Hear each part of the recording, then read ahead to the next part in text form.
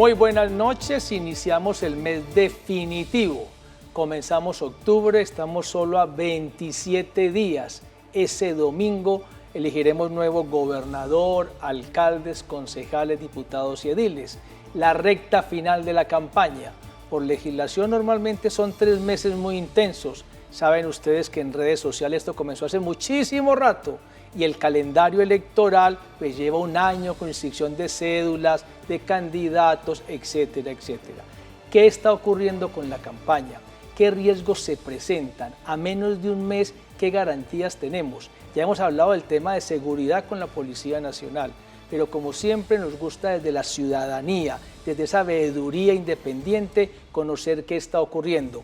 Por eso nos encanta de nuevo saludar esta noche a Verónica Tavares, que es la coordinadora en Antioquia de la Misión de Observación Electoral MOE en el departamento. Pues Verónica, de nuevo bienvenida a Teleantioquia de Elección.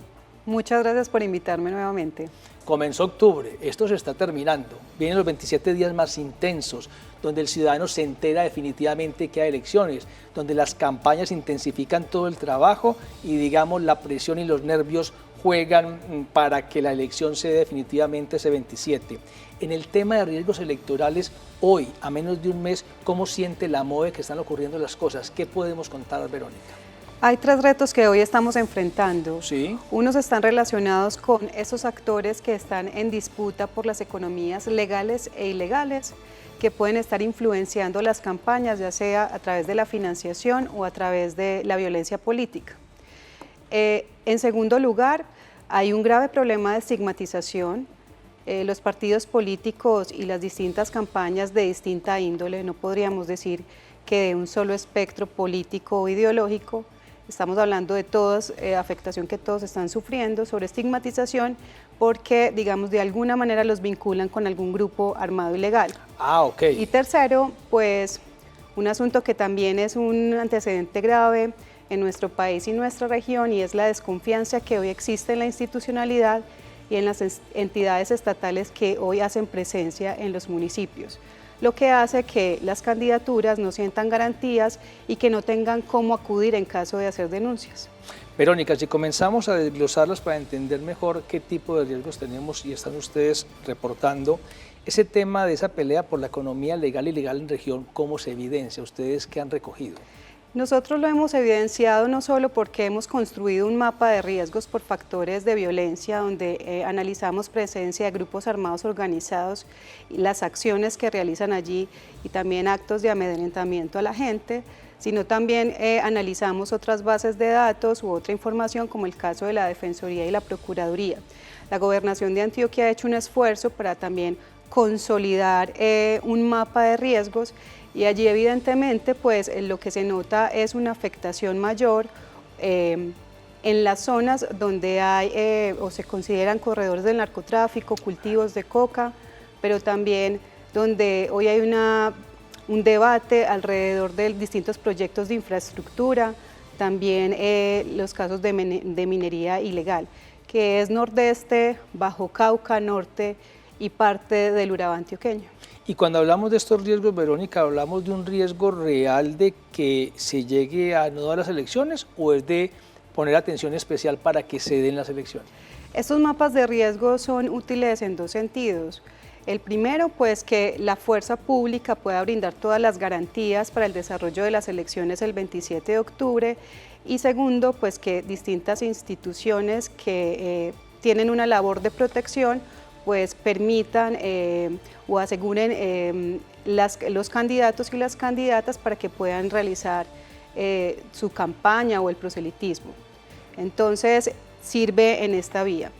Y en segundo lugar, le sirve a los partidos políticos porque también pueden desarrollar distintas estrategias, ya sea su estrategia para testigos electorales o también la manera en cómo ellos pueden contribuir o actuar para ayudar a sus candidatos y candidatas a que tengan distintas garantías en estas elecciones. Yo la escucho y pienso que este tipo de riesgo es muy evidente, me explico. Si me amenazan y me quejo, pues la gente se entera.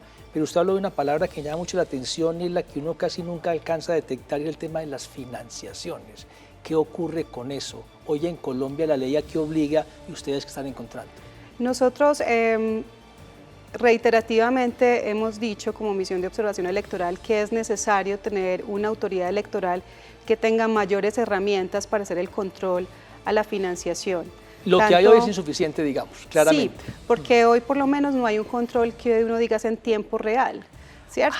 Queda muy a la espera de que los partidos y las campañas pues hagan el reporte en cuentas claras, inclusive en muchos casos lo hacen posterior a las elecciones. Claro, iba para allá, Verónica, entiendo que la ley lo que le dice a usted, candidato, reporte sus inversiones, pero tiene plazo hasta 60 días después.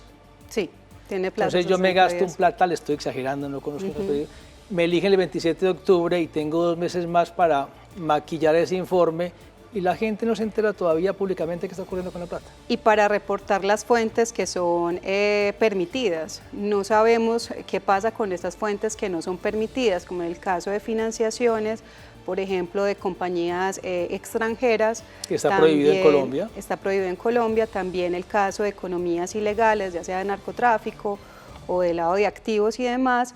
Entonces, hoy no hay un suficiente control ni las herramientas necesarias para reconocer cómo están siendo financiadas estas campañas.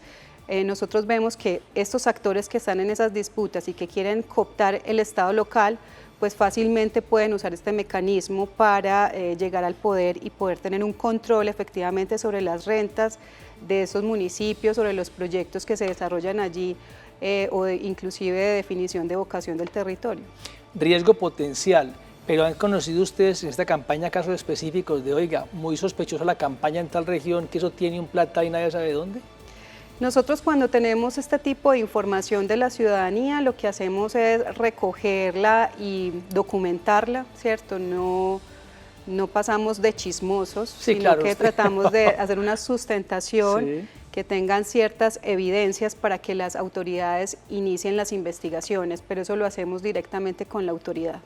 Se entrega la información que ustedes recogen, pero ese riesgo está ahí. Claro. Uno escucha historias de regiones, ¿no? Porque no solo están, digamos, amenazados los candidatos, de alguna manera nosotros protegemos a la gente que está en el municipio y que quiera hacer algún tipo de denuncia, entonces lo que hacemos es hacerlo directamente con autoridades, no lo hacemos de forma pública. Hemos hablado ya, Verónica, de uno de los 3 temas que usted nos planteó como riesgos en esta campaña electoral, que es el tema de la economía legal e ilegal. Hay 2 temas más, pero esto será después de estos mensajes que regresemos en Teleantioquia y la elección.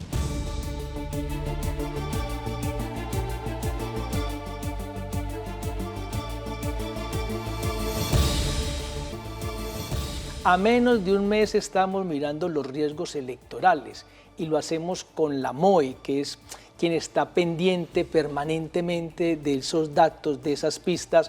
Y Verónica Tavares, la coordinadora en Antioquia, nos ha dicho ya, inicialmente hemos hablado de un riesgo de economía legal e ilegal, participando en las campañas, pero también Verónica nos habló de estigmatización. Recordemos a qué se refiere y qué han encontrado ustedes. Nosotros nos referimos a una queja reiterativa de los partidos políticos en donde están notando que en algunos municipios a sus candidatos los están vinculando con grupos armados ilegales. Entonces, en algunas ocasiones, por llamarse alternativo independiente, los vinculan con guerrillas, o si son de otro partido, los vinculan con paramilitares, y eso genera un ambiente de inseguridad.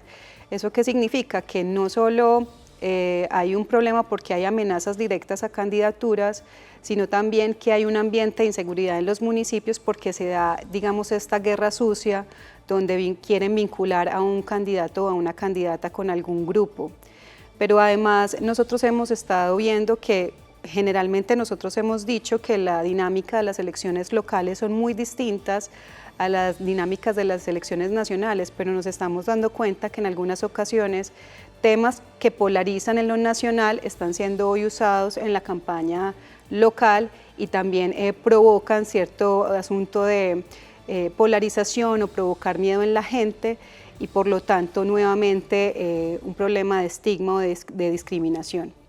Además recordemos que el partido FARC también está participando en estas elecciones locales y que digamos ellos también han manifestado como cierta percepción de inseguridad y sobre todo pues que la ciudadanía todavía no los legitima como un actor político. Entonces, digamos, es un problema que hoy afecta a todos los partidos. La ciudadanía en este caso tiene un papel muy importante. Nosotros hemos hecho un estudio de redes y de discursos de odio en redes sociales y hemos visto cómo los discursos de odio en redes sociales tienen estrecha relación con la violencia física. Por eso siempre invitamos a candidatos y candidatas, pero también a toda la sociedad, a que tengamos discusiones alrededor de la campaña de forma respetuosa y argumentada.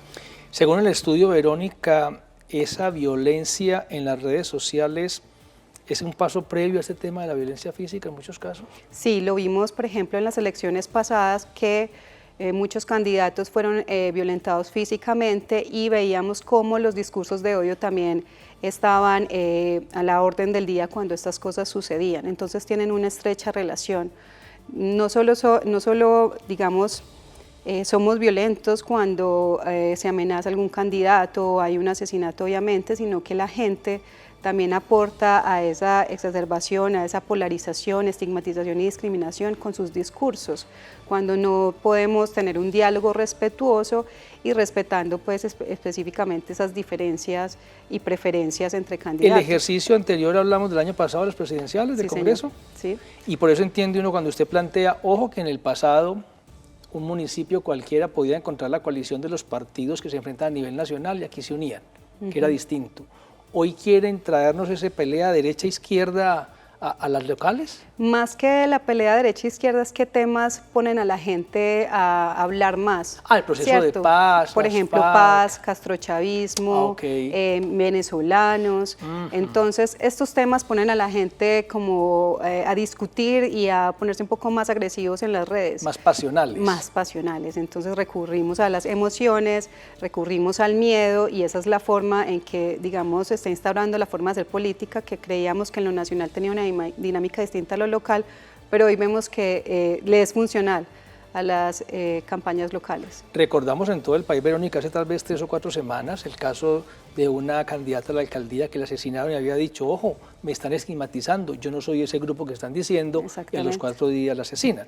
Digamos, es tratar de evitar eso. Y en Antioquia ustedes han reportado ya que hay gente que deja de hacer campaña por temor a ese tipo de riesgos. Sí, hay partidos políticos que han dicho esto en las comisiones de seguimiento electoral, candidatas y candidatos que hoy no salen a las veredas o a los barrios porque se sienten amenazados o porque efectivamente dicen allá no pueden ir, o en el caso de Bello lo que se ha dicho es que están cobrando para poder hacer campaña en algunos barrios y eso es bastante grave porque no solamente necesitamos candidatos y candidatas vivas, ¿cierto?, sino también con la posibilidad de realizar la campaña, de participar en política, hacer proselitismo, de tener un acercamiento con la gente. Entonces, esto exige mucha creatividad de las candidaturas, de la fuerza pública, de las autoridades que hoy están encargadas de todo este proceso, inclusive de los medios de comunicación, porque podrían facilitar algún mecanismo de encuentro entre ciudadanías, por ejemplo, con las emisoras de los municipios, las emisoras regionales o a través de redes sociales, de qué forma se puede facilitar este encuentro para que los candidatos y las candidatas no dejen de hacer proselitismo. Cuando uno escucha el tema, cree que solo se da en lo rural, que porque la vereda es muy lejana, pero usted citó ya Bello, y hemos escuchado esta campaña aquí, seguramente también ustedes en el Comité de Garantías, todo el tema de que en Medellín inclusive algunos candidatos a alcaldía o gobernación se quejan de que no pueden entrar a barrios, es decir, no es un tema solo rural. No es un tema solo rural y recordemos que Medellín y Bello también hacen parte de los municipios que hoy se encuentran con un nivel de riesgo por factores de violencia. Y eso también se manifiesta pues por todas las dinámicas que conocemos de nuestra ciudad y nuestro Valle de Aburrá, que digamos estas problemáticas las comparten, no se entienden de forma diferenciada y la presencia de los grupos armados pues es un asunto que se ha evidenciado en estos municipios. Y uno, si quiere dejar el abstracto de la denuncia, llegar a números concretos, entiendo que recientemente hubo un esfuerzo de la gobernación por identificar exactamente cuántos candidatos amenazados. ¿Cómo es que trabajan y qué bases de datos cruzan para que sepamos hoy, por ejemplo, Verónica, cuántos candidatos están amenazados en la campaña? En el mes de septiembre hubo un pico de violencia en todo el país y Antioquia no fue la excepción. Entonces, en una articulación, en un esfuerzo que hizo la gobernación, específicamente para dar una mejor respuesta a las solicitudes de protección, lo que se hizo fue unificar bases de datos de denuncias que habían llegado a la Defensoría, que habían llegado a la Procuraduría, a la misma Gobernación de Antioquia, a la Fuerza Pública, a la Fiscalía, con el ánimo de poder tener una sola información y poder tomar mejores medidas de protección para estos candidatos y candidatas. Lo mismo se hizo con los mapas de riesgo. Entonces, de ahí se definió que eran 37 municipios que tenían algún nivel de riesgo por factores de violencia en nuestro departamento, y de parte nuestra, desde la misión de observación electoral, pues nosotros hallamos 41 municipios que se encuentran en algún nivel de riesgo, en riesgo alto y extremo por factores de fraude electoral. Es decir, que el 33% del departamento tiene algún riesgo, hay que estar muy pendientes. Tenemos que tener unas medidas y estrategias mucho más diferenciadas para estos municipios. En los casos de fraude nosotros hacemos un análisis histórico de cómo se dieron las elecciones en estos municipios y analizamos distintas variables como nivel de participación, su variación en la participación. Comparar una elección con otra. Con otra, digamos 3 elecciones anteriores, todo un histórico. Niveles de votos nulos y tarjetones no marcados, y también una cosa que llamamos dominio electoral. Como el comportamiento del elector, del ciudadano y de los partidos en su momento, pero Verónica, me lo explica mejor en el remate porque otra vez debo ir a mensajes antes de ampliar esta información. Ya regresamos con ustedes.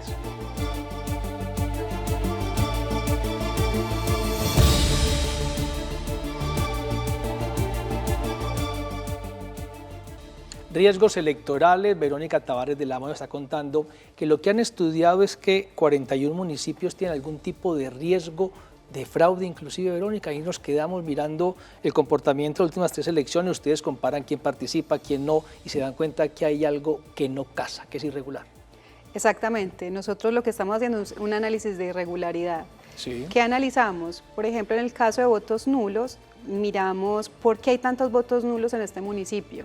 La gente no sabe votar, o efectivamente lo que existe es una mano que está dañando esos tarjetones. La misma pregunta para tarjetones no marcados. La gente cree que un voto en blanco es no marcar el tarjetón, o está esperando que alguien lo marque porque de pronto lo que hay es una forma de compra y venta de votos y se están asegurando que alguien esté marcando el tarjetón. Entonces, de esta manera nosotros establecemos dónde hay mayor atipicidad, y nos da que 41 de los municipios de Antioquia tienen un nivel alto y extremo en este sentido. Y la MOE, digamos, acompaña más a estos municipios, pide que los testigos estén más pendientes. ¿Qué acciones motiva para tratar de reducir ese riesgo el 27 de octubre? Son 3 medidas. La primera, que pueden hacer las autoridades para tener un proceso logístico que asegure el derecho al voto, pero específicamente un derecho de voto secreto. También de cómo se dan las dinámicas alrededor del puesto de votación, si hay mucha gente allí que, digamos, está pendiente de la gente que llega a votar o qué es lo que está sucediendo. En segundo lugar, también nos permite a nosotros tener una mejor estrategia de observación, porque podemos priorizar unos municipios para tener allí observadores y qué tienen que observar. Y en tercer lugar, una información que le sirve a los partidos políticos para tener también una priorización de testigos electorales en puestos de votación de algunos municipios, y tener una estrategia de observación y de testigos mucho más fuerte, que, digamos, permita que aquel que quiera hacer fraude pues se disuada de hacerlo. Prevenir. Prevenir. También entiendo, Verónica, que hasta el momento se han reportado 93 candidatos con amenazas en este proceso electoral en Antioquia. Sí, 93 candidatos que han manifestado una amenaza, pero solo 32 han hecho denuncias formales. Y eso es muy importante. La tercera parte nomás. Sí, porque si solo a los que han presentado una denuncia formal se les activa la ruta de protección, y el Ministerio y la Unidad Nacional de Protección definieron una ruta mucho más rápida y expedita para, digamos, este proceso electoral. Por lo tanto, si los candidatos y candidatas están siendo amenazados, presenten su denuncia para que puedan tener más fácilmente, digamos, un sistema de protección. De los 32 que hicieron denuncia formal, quedémonos ahí porque los otros pueden estar asustados, sentir alguna amenaza, puede no ser tan cierta. La mayoría son para alcaldes, para concejales, hay de todo. Hay de todo. No podríamos decir que solo alcaldes, hay también candidatos a consejos, también hay funcionarios públicos. Ajá, entonces, que tienen que verificar el proceso. También son amenazados. Funcionarios públicos que también están siendo amenazados. Por eso yo mencionaba el tema de las desconfianzas en los municipios con las entidades. El tercer riesgo territoriales, ¿sí? Porque en los municipios, entre más pequeños, a todo el mundo se le vincula con alguna campaña, real o no, ¿cierto? Déjeme exagerar, pueblo chiquito, infierno grande. Sí, entonces, este es primo del candidato tal, claro. O este vive al lado, tomó tinto. ¿Cierto? Entonces okay. Estamos hablando que puede ser real, pero también es un asunto de percepción. Entonces a todos se les vincula de alguna manera con alguna candidatura y esto genera también ruidos y un ambiente como de que no existen las garantías o que los candidatos no quieren acercarse a tal funcionario porque y que es lo vinculan a alguna campaña. Un mundo desconfiado ahora por naturaleza, con todo, sí. Bueno, no solo con electoral, esto porque estamos en elecciones, pero en general la gente ya no confía mucho en nada.